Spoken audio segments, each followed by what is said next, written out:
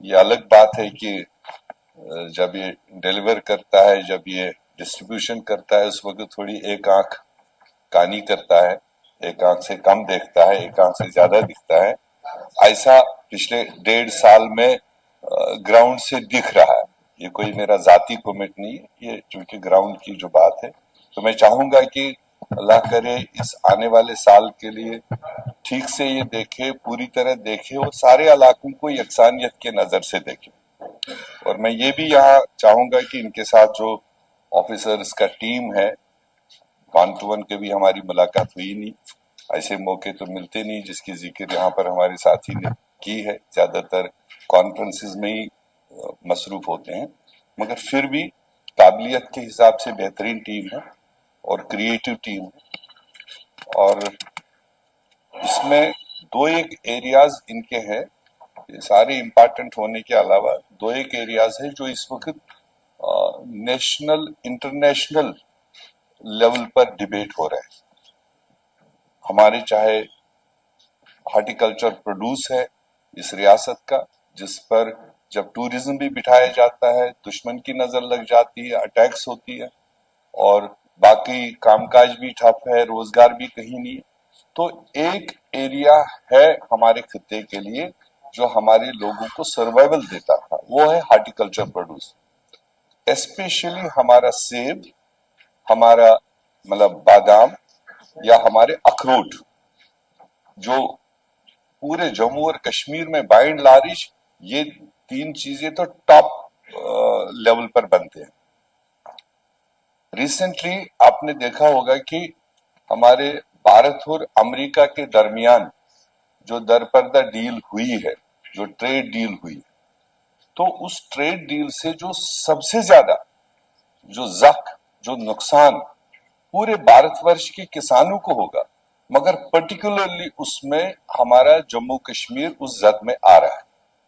और अभी इम्प्लीमेंट हुआ या नहीं हुआ, वो लागू हुआ या नहीं हुआ, अभी शायद उसकी डिस्क्रिप्शन भी नहीं आई, मगर हम सब लोग अपने अपने एरिया से जब अपने फ्रूट ग्रोवर से बात कर रहे हैं तो उनके इम्पैक्ट्स नजर आने लगे। जो हमारा पहले तो सीजनल डैमेजेस थे, ट्रांसपोर्ट के डैमेजेस थे, बरसात के डैमेजेस थे उसी वक्त, और अब जब थोड़ा सा लेवल इक्वल हो गया था मार्केट में, मगर यहाँ अमेरिका इंडिया डील की वजह से एकदम स्लैश डाउन हुआ है और हमारे जो फ्रूट ग्रोवर्स है, जो प्रोड्यूसर्स है, वो इस वक्त मतलब जबरदस्त परेशानी में आ रहे हैं। और इसके इम्पैक्ट्स आने वाले दिनों में अब और आएंगे, मुस्तकिल तरीके से आएंगे।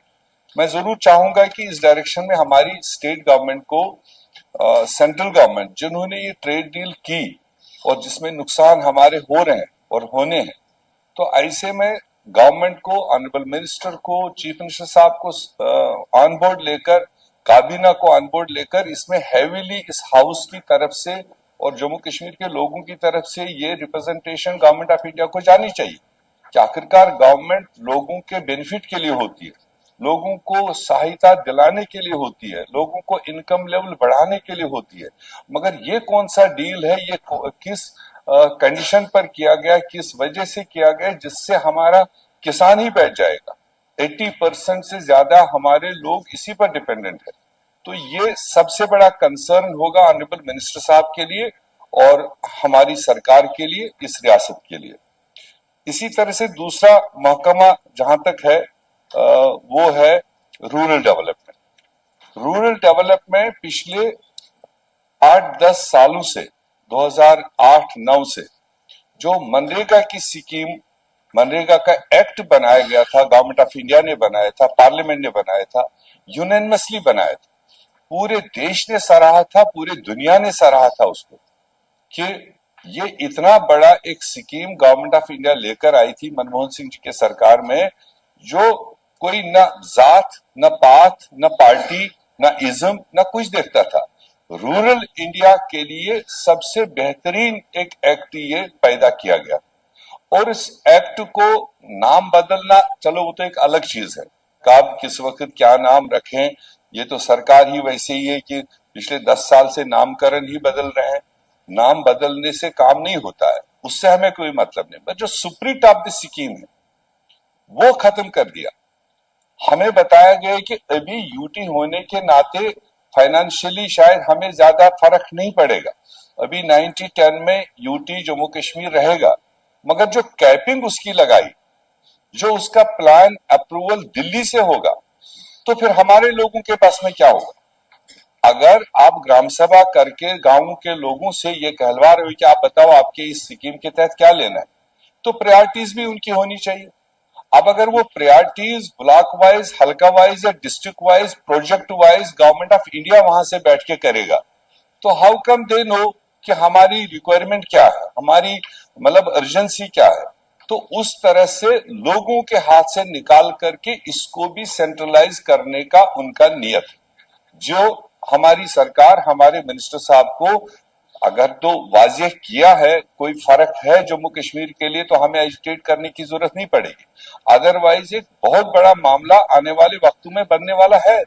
जब हमारे गरीब के पेट पर लात पड़ेगी तो वो तो आखिरकार चलाएगा, और चलाएगा तो फिर नेचुरली वो कहीं ना कहीं गवर्नमेंट को जख्म पहुंचाता है। इसी तरह से सर मैं चाहूंगा कि जैसे एग्रीकल्चर है, तो हमारे कई साथियों ने यहाँ जिक्र की है, ये धीरे धीरे धीरे धीरे ये एग्रीकल्चरल एक्टिविटीज हमारी कम होती जा रही है। या तो कन्वर्शन पूरा हार्टिकल्चर में हो रहा है, या फिर कंस्ट्रक्शन में जा रहा है, उसका कोई प्रतिबंध है ही नहीं। जितनी आज भी एग्रीकल्चरल यूज की जमीन है, उसको कैसे प्रोटेक्ट करें, उसके लिए क्या इंतजामात, क्या स्कीमें है गवर्नमेंट के पास, कौन सा तरीका है, नहीं तो आज तो जितना बचा है मेरे ख्याल से 10-15 साल के बाद में तो वो भी देखने को नहीं मिलेगा। वो चाहे फिर किसी किस्म का एग्रीकल्चर प्रोड्यूस हो रहा हो, वो देखने की जरूरत है। और उसी एग्रीकल्चर को लेकर यहाँ साथियों ने बात की, चाहे वो बासमती की बात की या दूसरे प्रोड्यूस की बात की। मुश्किबदिश एक चावल है जो स्पेशली पर्टिकुलर एरियाज में बनता है, स्पेसिफिक एरियाज में बनता है। बट अब हो क्या रहा है, काफी खुशबूदार, काफी कॉस्टली चावल वो है, बट उसका प्रोड्यूस जब निकलता है, उसको कोई खरीदने वाला सरकार की तरफ से कोई ऐसा स्कीम ही नहीं रखा है कि अगर पहले जमींदारों को बूस्ट किया गया कि इसको बढ़ाओ, अगर आपका 10 कनाल में है ये 100 कनाल में करो। एग्रीकल्चर डिपार्टमेंट ने बूस्ट किया, उसका सीड सप्लाई किया है एरिया को। अब जब प्रोड्यूस निकल के आता है तो उसके लिए गवर्नमेंट ने कोई ऐसा मार्केटिंग निजाम रखा ही नहीं कि जिससे वो किसान को बर वक्त वो उठाया जाए और उसको अपना जो जेन्युइन रेट हो उसको मिल जाए, वो अगले साल की अपने घर की तैयारी करे। वो भी मैं चाहूंगा, ऑनरेबल मिनिस्टर साहब के नॉलेज में ऑलरेडी है, तो उसको कहीं ना कहीं एक पॉजिटिव डायरेक्शन में एक वो लेने की जरूरत है।